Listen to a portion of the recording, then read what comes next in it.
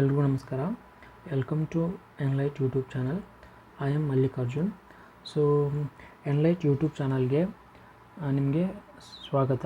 ಇದು ಯಾರಿಗೆ ಯೂಸ್ಫುಲ್ ಆಗುತ್ತೆ ಅಂತಂತಂದರೆ KPSC ಮತ್ತು KA ನಡೆಸುವಂಥ ಗ್ರೂಪ್ ಸಿ ಎಕ್ಸಾಮ್ಸ್ಗೆ ಹಾಗೂ PSI ಮತ್ತು PC ಎಕ್ಸಾಮ್ಸ್ಗೆ ಯಾರು ರೆಡಿ ಆಗ್ತಿದ್ದೀರಲ್ಲ ಅವ್ರಿಗೆಲ್ಲ ಇದು ಯೂಸ್ಫುಲ್ ಆಗುತ್ತೆ.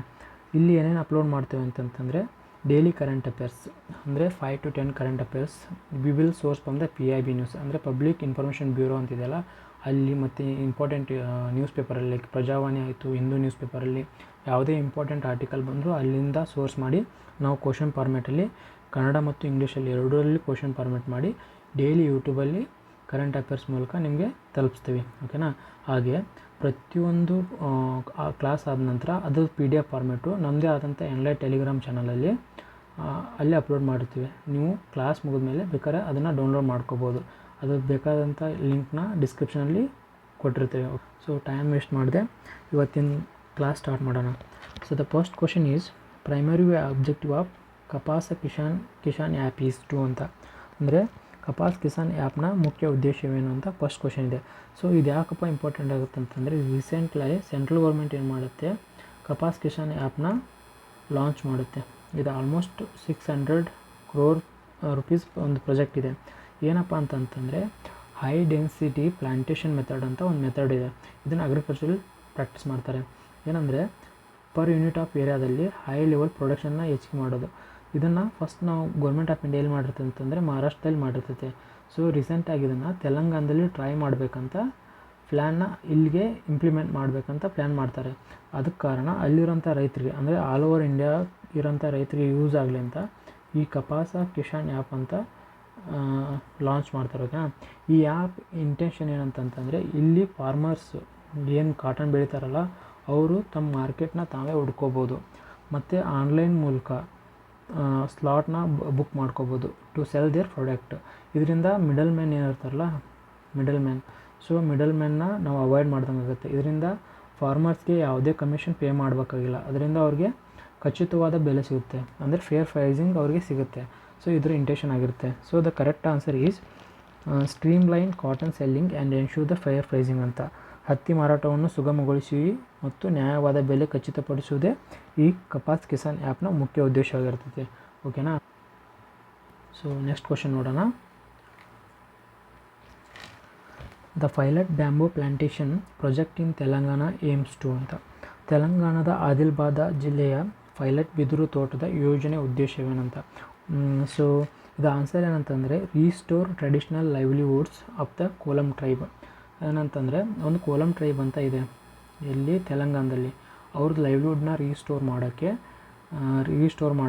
ಇದನ್ನು ಬ್ಯಾಂಬೂ ಪ್ಲಾಂಟೇಷನ್ ಪ್ರಾಜೆಕ್ಟ್ನ ಸ್ಟಾರ್ಟ್ ಮಾಡಿದ್ದಾರೆ. ಇದು ಯಾಕಪ್ಪ ಇಂಪಾರ್ಟೆಂಟ್ ಆಗುತ್ತೆ ಅಂತಂದರೆ ಕೋಲಂ ಟೈಪ್ ಬಂದ್ಬಿಟ್ಟು PVTG ಗ್ರೂಪ್ ಅದು. ಸೊ PVTG ಅಂದರೆ ಏನಪ್ಪ ಅಂತಂದರೆ ಪರ್ಟಿಕ್ಯುಲರ್ಲಿ ವಲ್ನರಬಲ್ ಟ್ರೈಬಲ್ ಗ್ರೂಪ್ ಅಂತ. ಸೊ ಇದಾಗಿದ್ದರಿಂದ ಇದ್ರ ಬಗ್ಗೆ ತಿಳ್ಕೋದು ಇಂಪಾರ್ಟೆಂಟ್ ಆಗುತ್ತೆ. ಸೊ PVTG ಅಂತ ಬಂದಾಗ ಇದಕ್ಕೆ ರಿಲೇಟೆಡ್ ಆದಂಥ ಒಂದು ಕಮಿಷನ್ ಇದೆ. ಆ ಕಮಿಷನ್ ಯಾವುದಂತಂತಂದರೆ ದೇಬಾರ್ ಕಮಿಷನ್ ಏನು ಮಾಡ್ತೈತೆ, PVTGನ ರೆಕಮೆಂಡ್ ಮಾಡುತ್ತೆ 1973 so this is important. So ಇಂಡಿಯಾದಲ್ಲಿ ಟೋಟಲ್ PVTGs ಎಷ್ಟಿದಾವೆ ಅಂತಂದರೆ 75 ಇದ್ದಾವೆ. ಆ ಎಷ್ಟೆಲ್ಲಿರೋದು ಅಂತಂದರೆ it is in Odisha. Total ಎಷ್ಟಿದಾವೆ ಅಂತಂದರೆ 13. ಹಾಗೆ ಕರ್ನಾಟಕದಲ್ಲಿ ಕೂಡ 2 ಇದ್ದಾವೆ. ಅವೆರಡು ಯಾವ್ಯಾವ ಅಂತ ಕಮೆಂಟಲ್ಲಿ ತಿಳಿಸಿ. ಓಕೆನಾ. So next question.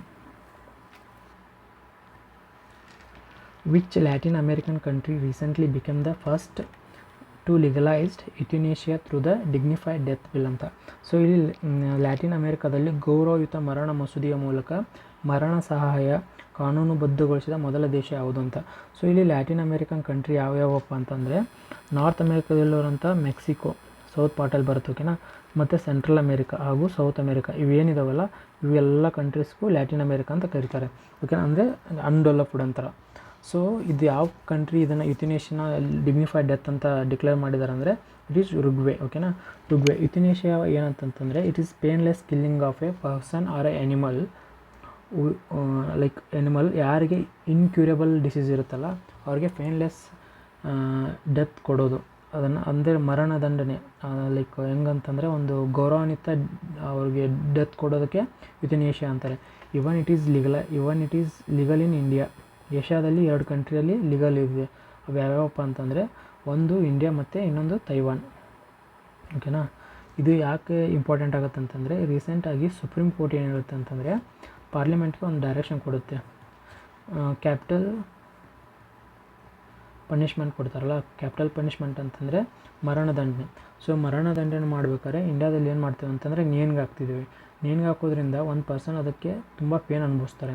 ಅದ್ರ ಬದಲಿಗೆ ಒಂದು ಪಾಯ್ಸನಸ್ ಇಂಜೆಕ್ಷನ್ ಥರ ಕೊಟ್ಟು ಅವ್ರಿಗೆ ಪೇನ್ಲೆಸ್ ಡೆತ್ ಮಾಡೋಕ್ಕೆ ಕನ್ಸಿಡರ್ ಮಾಡೋ ಅಂತ ಸುಪ್ರೀಂ ಕೋರ್ಟು ಪಾರ್ಲಿಮೆಂಟ್ಗೆ ಸೊ ಡೈರೆಕ್ಷನ್ ಕೊಡುತ್ತೆ.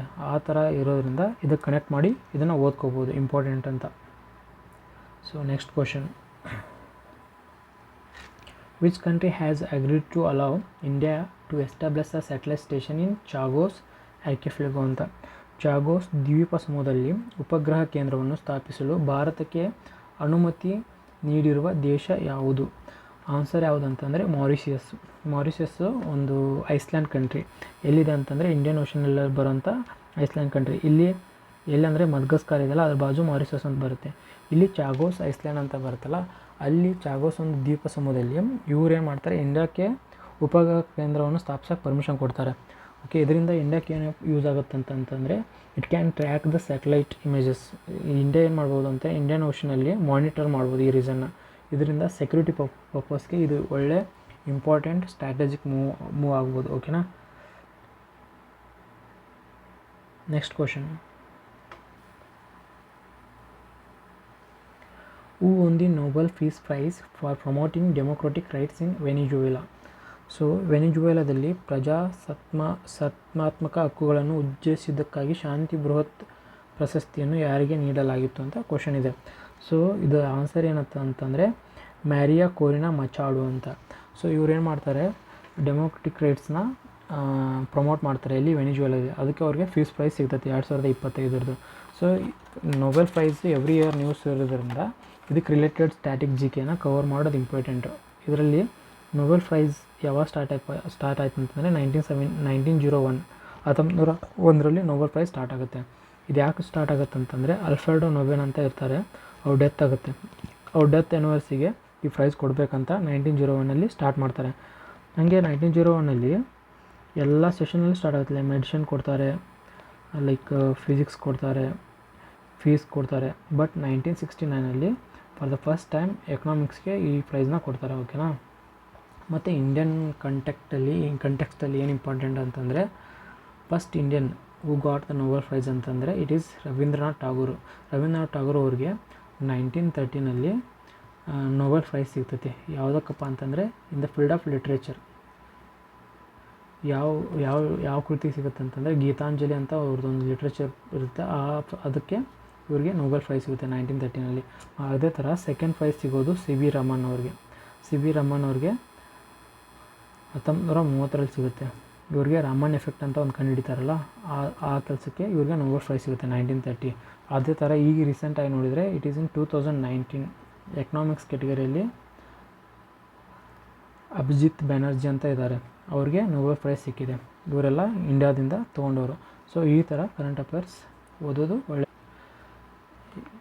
Thanks for every one for watching classes. Okay, ಇದ್ರ PDF ನಮ್ಮ ಟೆಲಿಗ್ರಾಮ್ ಚಾನಲಲ್ಲಿ ಇರುತ್ತೆ. Please go and download it and by subscribing our channel support us. Okay.